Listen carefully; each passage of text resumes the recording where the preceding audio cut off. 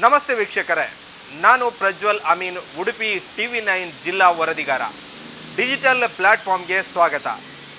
ಉಡುಪಿ ಜಿಲ್ಲೆ ಒಂದು ಕಡೆ ಬೋರ್ಗರೆಯುವಂಥ ಸಮುದ್ರ, ಮತ್ತೊಂದು ಕಡೆಯಲ್ಲಿ ಪಶ್ಚಿಮ ಘಟ್ಟದ ಒಂದು ಘಟ್ಟ ಪ್ರದೇಶವಾಗಿರುವಂಥದ್ದು. ಸುಂದರ ಶಾಂತಿಯುತ ಜಿಲ್ಲೆ ಎಂದೇ ಕರೆಸಿಕೊಳ್ಳಲ್ಪಡುವಂಥ ಉಡುಪಿ ಜಿಲ್ಲೆಯಲ್ಲಿ ಈಗ ಮತ್ತೆ ಕ್ರೈಮ್ ಸದ್ದಿ ಮಾಡ್ತಾ ಇದೆ. ಅದರಲ್ಲೂ ಪ್ರಮುಖವಾಗಿ ವಾರದೊಳಗೆ ಎರಡೆರಡು ಶೂಟೌಟ್ ಪ್ರಕರಣ ಕರಾವಳಿ ಜಿಲ್ಲೆ ಉಡುಪಿಯನ್ನು ಬೆಚ್ಚಿ ಬೀಳಿಸಿರುವಂಥದ್ದು. ಉಡುಪಿ ಜಿಲ್ಲೆಯ ಕಾಪು ತಾಲೂಕಿನ ಶಿರುವ ಪೊಲೀಸ್ ಠಾಣೆ ವ್ಯಾಪ್ತಿಯ ಮುದರಂಗಡಿಯಲ್ಲಿ ಈ ಒಂದು ಘಟನೆ ಹಾಡು ಹಗಲಲ್ಲೇ ನಡೆದಿದ್ದು ಕರಾವಳಿಯ ಜನತೆಯನ್ನು ಮತ್ತೆ ನಿದ್ದೆಗೆಡಿಸಿದೆ ಅಂತಲೇ ಹೇಳ್ಬೋದು. ಯಾಕಂದರೆ ಈ ಒಂದು ಶೂಟೌಟ್ ಪ್ರಕರಣ ನಡೆದಿರುವಂಥದ್ದು ಉದ್ಯಮಿ ಮಾಜಿ ಗ್ರಾಮ ಪಂಚಾಯತಿ ಅಧ್ಯಕ್ಷ ಆಗಿರುವಂಥ ಡೇವಿಡ್ ಡಿಸೋಜಾ ಅವರ ಶೂಟೌಟ್ ಪ್ರಕರಣ ಆಗಿರುವಂಥದ್ದು. ಈ ಒಂದು ಪ್ರಕರಣದ ಇತಿಹಾಸವನ್ನು ನೋಡ್ತಾ ಹೋಗೋದಾದರೆ, ಡೇವಿಡ್ ಡಿಸೋಜಾ ಏನಿದ್ದಾರೆ ಮುದರಂಗಡಿಯಲ್ಲಿ, ಅದರಲ್ಲೂ ಪ್ರಮುಖವಾಗಿ ಶಿರುವದಲ್ಲಿ ತನ್ನ ಪ್ರಿನ್ಸ್ ಸಾಮ್ರಾಜ್ಯವನ್ನು ಕಟ್ಟಿ ರಾಜನಂತೆ ಮೆರೆಯುತ್ತಿದ್ದ. ಆ ಒಂದು ಸಂದರ್ಭದಲ್ಲಿ ಸಮಾಜ ಸೇವೆ ಸೇರಿದಂತೆ ಇನ್ನಿತರ ಚಟುವಟಿಕೆಯಲ್ಲಿ ಡೇವಿಡ್ ಡಿಸೋಜಾ ಏನಿದ್ದಾರೆ ಅವರು ಸಕ್ರಿಯವಾಗಿ ತೊಡಗಿಸಿಕೊಳ್ತಾ ಇದ್ರು. ಕೇವಲ ಉದ್ಯಮ ಅಂದರೆ ಸಮಾಜ ಸೇವೆ ಮಾತ್ರ ಅಲ್ಲ, ಬದಲಾಗಿ ರಿಯಲ್ ಎಸ್ಟೇಟ್ ಬಿಸ್ನೆಸ್, ಅದೇ ರೀತಿ ಗುತ್ತಿಗೆ ಪಡೆದುಕೊಳ್ಳುವಂಥ ಬಿಸ್ನೆಸ್ಸನ್ನು ಮಾಡಿಕೊಂಡಿದ್ದ. ಆ ರೀತಿಯಾಗಿ ತನ್ನ ಸಾಮ್ರಾಜ್ಯವನ್ನು ಮುದರಂಗಡಿ ಸೇರಿದಂತೆ ತನ್ನ ಹುಟ್ಟೂರಲ್ಲಿಯೂ ದೊಡ್ಡ ಸಾಮ್ರಾಜ್ಯವನ್ನು ಕಟ್ಟಿಕೊಂಡಿದ್ದ. ಅದರ ಜೊತೆಗೆ ಉಡುಪಿ ಜಿಲ್ಲೆಯಲ್ಲಿ ತಕ್ಷಣ ಬರುವಂಥದ್ದು ಖಾಸಗಿ ಬಸ್ ಇವರ ಜೊತೆ, ಅಂದರೆ ಪ್ರಿನ್ಸ್ ಬಸ್ ಎನ್ನುವ ಹೆಸರಿನಲ್ಲಿ ಇವರ ಜೊತೆ ಸುಮಾರು 6 ರಿಂದ 8 ಬಸ್ಗಳಿತ್ತು. ಅದರಲ್ಲಿ ಕೂಡ ತನ್ನ ಸಾಮ್ರಾಜ್ಯವನ್ನು ಡೇವಿಡ್ ಡಿಸೋಜಾ ಕಟ್ಟಿಕೊಂಡಿದ್ದ. ಆದರೆ ಇತ್ತೀಚೆಗೆ ಒಂದು ಶೂಟೌಟ್ ಪ್ರಕರಣ ನಡೆಯುತ್ತೆ. ಬಿಹಾರ ಮೂಲದವನ ಒಬ್ಬ ಆಗಿರ್ಬೋದು, ಅದೇ ರೀತಿ ಉತ್ತರಾಖಂಡಿನಿಂದ ಬಂದಂಥ ಮತ್ತೊಬ್ಬ, ಅದೇ ರೀತಿಯಾಗಿ ಉತ್ತರ ಪ್ರದೇಶದಿಂದ ಬಂದಿದ್ದಂಥ ಮತ್ತೊಬ್ಬ 3 ಆರೋಪಿಗಳೇನಿದ್ದಾರೆ ಡೇವಿಡ್ ಅವರನ್ನು ಕಳೆದ 4 ತಿಂಗಳಿನಿಂದ ಒಂದು ಅವರ ಚಲನವಲನದ ಮೇಲೆ ನಿಗೆ ಇಟ್ಟಿರ್ತಾರೆ. ಈ ಒಂದು ಶೂಟೌಟ್ ಪ್ರಕರಣ ನಡೆದ ಸಂದರ್ಭದಲ್ಲಿ ಡೇವಿಡ್ ಡಿಸೋಜಾ ಅವರು ತನ್ನ ಆಫೀಸ್ನಿಂದ ಸೈಟ್ಗೆ ಹೋಗುವ ಸಂದರ್ಭದಲ್ಲಿ, ಕಾರು ಹತ್ತುವ ಸಂದರ್ಭದಲ್ಲಿ UP ಮೂಲದ ರಾಜಿ ಎನ್ನುವ ಆರೋಪಿ ಏನಿದ್ದಾನೆ ಡೇವಿಡ್ ಮೇಲೆ ಶೂಟೌಟನ್ನು ಮಾಡ್ತಾನೆ. ಅದು ಕೂಡ ಹಾಡು ಹಗಲೇ ನಡೆದಿರುವಂಥದ್ದು ಕರಾವಳಿಯ ಜನರನ್ನು ಬೆಚ್ಚಿ ಬೀಳಿಸಿದಂತಲೇ ಹೇಳ್ಬೋದು. ಯಾಕಂದರೆ ಮುದರಂಗಡಿ ಎನ್ನುವಂಥದ್ದು ಜನನಿಬಿಡ ಪ್ರದೇಶ ಆಗಿರುವಂಥದ್ದು.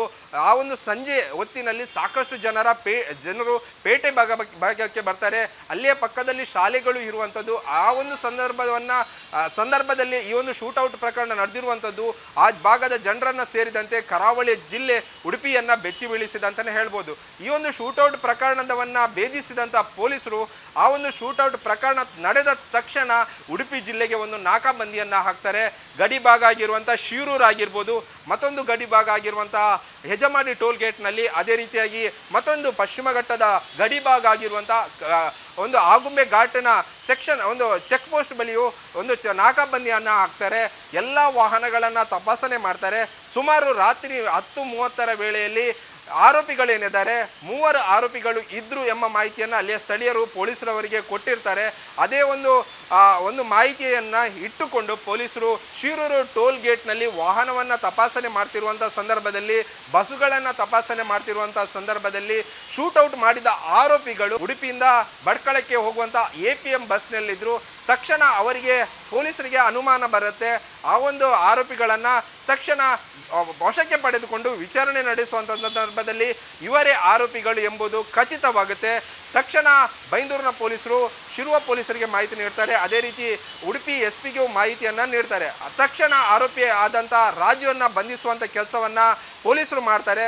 ಆ ಒಂದು ಸಂದರ್ಭದಲ್ಲಿ ಆರೋಪಿ ರಾಜು ಏನಿದ್ದಾನೆ ಪೊಲೀಸರಿಂದ ತಪ್ಪಿಸಿಕೊಳ್ಳಲು ಯತ್ನಿಸ್ತಾನೆ. ಅದೇ ಸಂದರ್ಭದಲ್ಲಿ ಕಾಪುವಿನ SI ಆಗಿರುವಂಥ ತೇಜಸ್ವಿಯ ಮೇಲೆ ಹಲ್ಲೆಗೂ ಯತ್ನ ನಡೆಯುತ್ತೆ. ಆ ಒಂದು ಸಂದರ್ಭದಲ್ಲಿ ಕಾಪು PSI ಆಗಿರುವಂಥ ತೇಜಸ್ವಿ ಅವರು ಆರೋಪಿ ಆಗಿರುವಂಥ ರಾಜು ಅವರ ಕಾಲಿಗೆ ಗುಂಡನ್ನು ಹೊಡಿತಾರೆ. ತಕ್ಷಣ ಅಲ್ಲಿಯೇ ಕುಸಿದು ಬಿದ್ದಂಥ ರಾಜುವನ್ನು ಪೊಲೀಸರು ವಶಕ್ಕೆ ಪಡೆದುಕೊಳ್ತಾರೆ.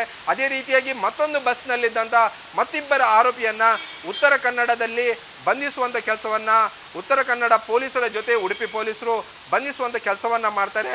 ಸದ್ಯ ಈ ಒಂದು ಡೇವಿಡ್ ಡಿಸೋಜಾ ಶೂಟೌಟ್ ಪ್ರಕರಣಕ್ಕೆ ಸಂಬಂಧಿಸಿದಂತೆ 3 ಆರೋಪಿ ಸೇರಿದಂತೆ ಹಣ ವರ್ಗಾವಣೆ ಮಾಡಿದ ಮತ್ತಿಬ್ಬರ ಆರೋಪಿಗಳನ್ನು ಬಂಧಿಸುವಂಥ ಕೆಲಸವನ್ನು ಉಡುಪಿ ಪೊಲೀಸರು 24 ಗಂಟೆ ಒಳಗೆ ಬಂಧಿಸುವಂಥ ಕೆಲಸವನ್ನು ಮಾಡಿರುವಂಥದ್ದು. ಸದ್ಯ ಈ ಒಂದು ಪ್ರಕರಣವನ್ನು ಗಮನಿಸ್ತಾ ಹೋಗೋದಾದರೆ ಪೊಲೀಸರು ವಿವಿಧ ಆಯಾಮಗಳಲ್ಲಿ ತನಿಖೆಯನ್ನು ನಡೆಸ್ತಿರುವಂಥದ್ದು. ಪೊಲೀಸರು ಆರೋಪಿಗಳನ್ನು ಬಂಧಿಸಿದ ತಕ್ಷಣ ಇವರೆಲ್ಲರೂ ಬೇರೆ ರಾಜ್ಯದವರು ಎಂದು ಗೊತ್ತಾದ ತಕ್ಷಣ ಅವರ ಮೂಲಗಳನ್ನು ಕೆದಕುವಂಥ ಕೆಲಸವನ್ನು ಪೊಲೀಸರು ಮಾಡ್ತಾರೆ. ಸಂಪೂರ್ಣವಾಗಿ ವಿಚಾರಣೆ ನಡೆಸಿದ ಸಂದರ್ಭದಲ್ಲಿ ಒಂದು ಮಾಹಿತಿ ಗೊತ್ತಾಗುತ್ತೆ. ಅದರಲ್ಲಿ ಪ್ರಮುಖವಾಗಿ ಇಲ್ಲಿಯ ಸ್ಥಳೀಯನೊಬ್ಬ ಅವರಿಗೆ ಹಣವನ್ನು ವರ್ಗಾವಣೆ ಮಾಡ್ತಾ ಇದ್ದ.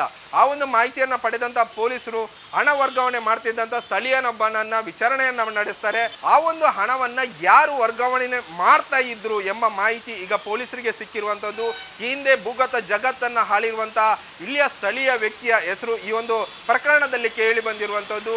ಅದು ಹೇಮಂತ್ ಪೂಜಾರಿ ಎನ್ನುವ ಹೆಸರು ಈ ಒಂದು ಪ್ರಕರಣದಲ್ಲಿ ಕೇಳಿ ಬಂದಿರುವಂಥದ್ದು. ಸದ್ಯ ಈ ಒಂದು ಪ್ರಕರಣಕ್ಕೆ ಸಂಬಂಧಿಸಿದಂತೆ ಹೇಮಂತ ಪೂಜಾರಿ ಏನಿದ್ದಾರೆ ಅವರು ಈ ಹಿಂದೆ ರವಿ ಚೋಟರಾಜನ್ನ ಶಿಷ್ಯನಾಗಿ ಕೆಲಸ ಮಾಡ್ತಾಯಿದ್ರು. ಶಿಷ್ಯನಾಗಿ ಕೆಲಸವನ್ನು ಮಾಡ್ತಾಯಿದ್ರು. ಯಾವುದೇ ಒಂದು ಡೀಲ್ಗಳನ್ನು ಮಾಡ್ತಾ ಇದ್ರು ಎಂಬ ಮಾಹಿತಿ ಪೊಲೀಸರಿಗೆ ಸಿಗುತ್ತೆ. ಸದ್ಯ ಹೇಮಂತ ಪೂಜಾರಿ ಭೂಗತ ಜಗತ್ತಿನ ಒಂದು ಪ್ರಮುಖ ಒಂದು ಪ್ರದೇಶ ಆಗಿರುವಂಥ ಮುಂಬೈನಲ್ಲಿ ಇದ್ದಾನೆ ಎಂಬ ಮಾಹಿತಿ ಪೊಲೀಸರಿಗೆ ಸಿಗುತ್ತೆ. ಸದ್ಯ ಉಡುಪಿ ಪೊಲೀಸರು ಮುಂಬೈಗೆ ಹೋಗಿ ಹೇಮಂತ್ ಪೂಜಾರಿಯನ್ನು ಹುಡುಕುವಂಥ ಕೆಲಸವನ್ನು ಮಾಡ್ತಾ ಇದ್ದಾರೆ. ಅದೇ ರೀತಿಯಾಗಿ ಹೇಮಂತ್ ಪೂಜಾರಿ ಅವರ ತಮ್ಮ ಕಿಶೋರ್ ಪೂಜಾರಿಯನ್ನು ವಿಚಾರಣೆ ನಡೆಸಿದ್ದಾರೆ ಎಂಬ ಮಾಹಿತಿಯು ನಮಗೆ ಪೊಲೀಸ್ ಮೂಲಗಳಿಂದ ನಮಗೆ TV9ಗೆ ಲಭ್ಯವಾಗಿರುವಂಥದ್ದು. ಈ ಹಿನ್ನೆಲೆಯಲ್ಲಿ ಈ ಒಂದು ಪ್ರಕರಣಕ್ಕೆ ಸಂಬಂಧಿಸಿದಂತೆ ಕೆಲವೊಂದು ಮಾಹಿತಿಗಳು ಪೊಲೀಸರಿಗೆ ಸಿಕ್ಕಿದೆ.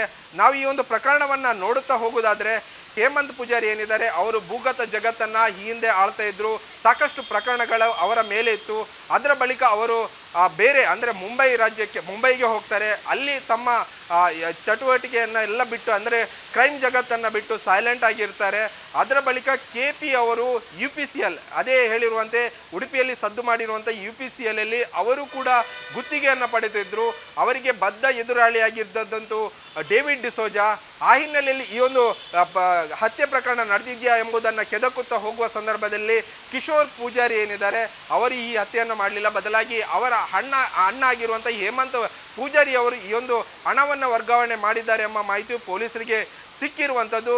ಸದ್ಯ ಈ ಒಂದು ಪ್ರಕರಣಕ್ಕೆ ಸಂಬಂಧಿಸಿದಂತೆ ಒಂದು ಕಡೆಯಲ್ಲಿ ಹಣದ ಈ ಒಂದು ಹತ್ಯೆಗೆ ಪ್ರಮುಖ ರೂವಾರಿ ಯಾರು, ಅದೇ ರೀತಿಯಾಗಿ ಈ ಒಂದು ಶೂಟರ್ಗಳನ್ನು ಕಳುಹಿಸಿದವರು ಯಾರು ಎಂಬುದರ ಬಗ್ಗೆ ಈಗ ಪೊಲೀಸರು ತನಿಖೆಯನ್ನು ಚುರುಕುಗೊಳಿಸಿರುವಂಥದ್ದು. ಇನ್ನೇನು ಕೆಲವೇ ದಿನಗಳಲ್ಲಿ ಈ ಒಂದು ಪ್ರಕರಣದ ಕಿಂಗ್ ಪಿನ್ ಯಾರು ಎಂಬುದು ಸ್ಪಷ್ಟವಾಗಿ ಗೊತ್ತಾಗಲಿರುವಂಥದ್ದು. ಒಟ್ಟಿನಲ್ಲಿ ಕರಾವಳಿ ಸದ್ಯ ಸೈಲೆಂಟ್ ಆಗಿತ್ತು. ಮಂಗಳೂರು ಸೇರಿದಂತೆ ಭಟ್ಕಳ ಭಾಗದಲ್ಲಿ ಯಾವುದೇ ಒಂದು ಅಹಿತಕರ ಘಟನೆ ನಡೆದರೂ ಉಡುಪಿ ಮಾತ್ರ ಶಾಂತಿಯುತ ಆಗಿತ್ತು. ಆದರೆ ಈ ಒಂದು 2 ಶೂಟೌಟ್ ಪ್ರಕರಣದಿಂದ ಮತ್ತೆ ಕರಾವಳಿಯ ಒಂದು ದೇವಾಲಯಗಳ ನಗರಿ ಎಂದು ಕರೆಸಲ್ಪಡುವಂಥ ಉಡುಪಿ ಜಿಲ್ಲೆ ಮತ್ತೆ ಸುದ್ದಿಯಾಗಿರುವಂಥದ್ದು. ಕ್ಯಾಮರಾಮ್ಯಾನ್ ದಿನೇಶ್ ಜೊತೆ ಪ್ರಜ್ವಲ್ ಅಮೀನ್ TV9 ಉಡುಪಿ.